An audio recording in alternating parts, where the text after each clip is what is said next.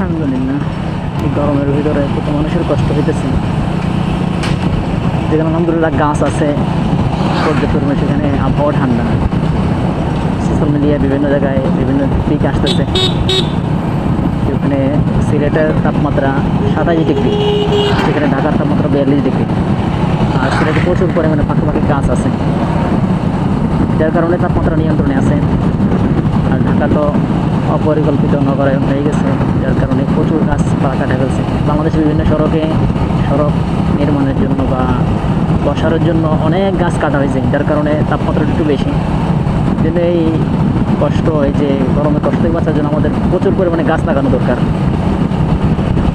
যেমন এই রোডটাতেও মাঝে মাঝে গাছ আছে, যেখানে গাছ আছে ওখানে আবহাওয়া ঠান্ডা, আর যেখানে গাছ নাই, বিশেষ করে এই সামনে জায়গাটার ভিতরে অনেক গাছ ছিল বড় বড়, এই গাছগুলো কেটে ফেলা হয়েছে রাস্তা সম্প্রসারণের জন্য।